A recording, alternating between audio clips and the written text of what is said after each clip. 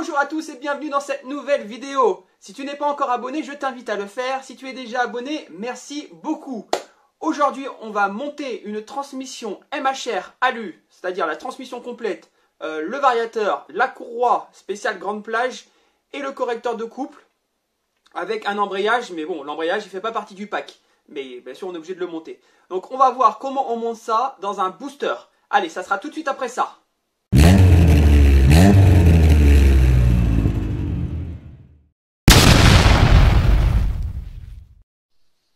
Donc voilà à quoi ressemble le kit MHR alu de Malossi. Ici on a le vario, ici le canon. Comme vous pouvez le constater, il est beaucoup plus gros qu'un canon classique, beaucoup plus épais. Là on a la flasque. Ça c'est pas fourni avec, bien sûr, c'est en plus. Et là on a le correcteur de couple aluminium. Et là on a la grosse courroie qui est beaucoup plus grosse que les autres, normal puisque c'est une grande plage. Donc on va faire le montage de tout ça. Donc pour le montage, ici comme vous pouvez le voir, on n'a plus aucun démarreur électrique, donc il n'y a plus aucune pièce là. Ok. Donc dans un premier temps, on doit y placer cette pièce qui va tout au fond, qui est fournie avec le kit bien évidemment. Donc on le met ici, et ensuite on doit placer le vario. Donc le variateur ici, dans lequel on aura placé les galets. Vous le mettez jusqu'au fond. On y met ensuite le canon.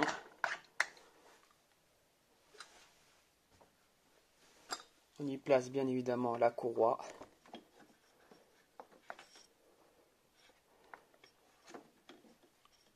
Bon, la courroie je la mettrai après. Je la mettrai après avoir mis le correcteur de couple, ça sera plus simple.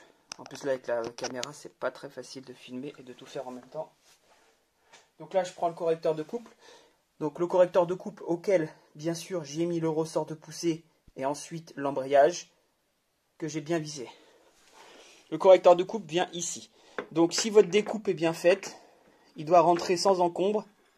Voilà. Et quand vous le poussez, il doit rouler sans aucun problème. Normalement, si vous ne faites pas votre découpe, il ne rentre même pas. Donc il faut bien faire la découpe Carter. Ici, n'hésitez pas à mettre de la graisse qui est livrée aussi avec le kit.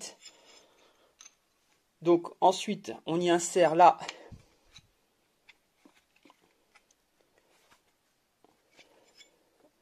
donc il y a un sens, hein. Il y a un sens pour la courroie. Vous voyez les flèches, c'est la sens de rotation moteur. Donc ici, on y insère, voilà, le correcteur. Moi, le mieux, c'est de le compresser un petit peu pour y rentrer la courroie. Donc moi, j'ai un ressort très dur, donc c'est très compliqué de le compresser. Voilà. Donc là, il est compressé un petit peu, c'est parfait. Voilà, la courroie s'y insère, il n'y a pas de problème.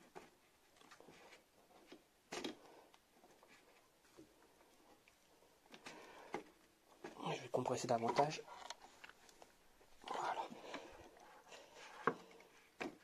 Voilà, donc là je suis bien entré.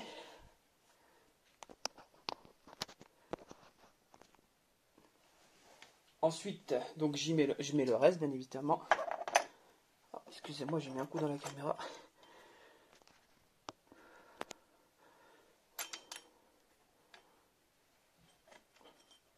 Voilà. Ensuite,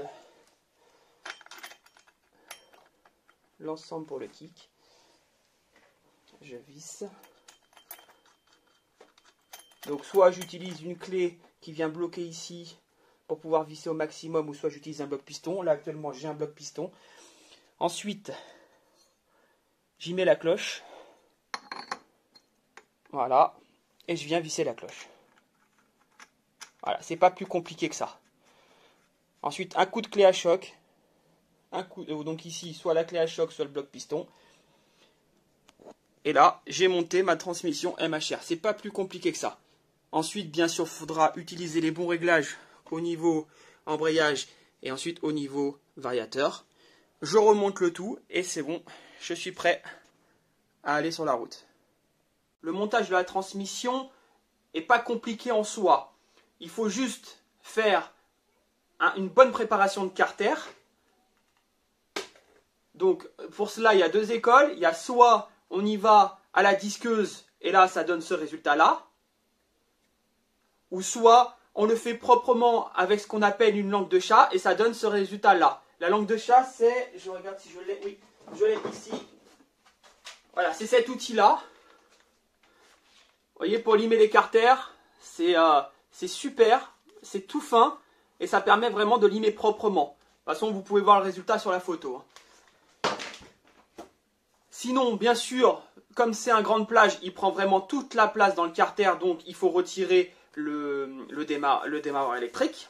Là-dessus, il n'y a pas de souci. Et ensuite, vous montez votre vario classique, vous mettez votre connecteur de couple de l'autre côté. Et là-dessus, il n'y a pas de difficulté. Voilà, je tiens à vous dire qu'il est important vraiment de limer correctement le carter, sinon la courroie va venir frotter et vous allez avoir une usure prématurée, mais vraiment assez rapide. Je sais puisque j'ai déjà fait l'expérience, et vraiment, en même pas un mois et demi, votre courroie est fichue, alors que c'est une courroie qui coûte plus de 50 € puisque c'est une courroie spéciale grande plage. Et sinon, non, c'est tout. Après, bien sûr, il faut faire les réglages appropriés au niveau variateur et au niveau embrayage. Tout ça, vous avez directement les vidéos sur ma chaîne si vous avez besoin de savoir comment on règle un embrayage ou comment on règle un variateur. J'espère que cette vidéo vous a plu. Si elle t'a plu, n'hésite pas à mettre un petit pouce bleu, ça fait toujours plaisir et ça permet de faire évoluer la chaîne, ce qui est très important pour que je puisse continuer à faire des vidéos. Ça sert à rien de faire des vidéos s'il n'y a personne qui les regarde, hein, ça c'est sûr. Hein. Et ben je te dis à bientôt pour d'autres vidéos. Allez, salut les amis!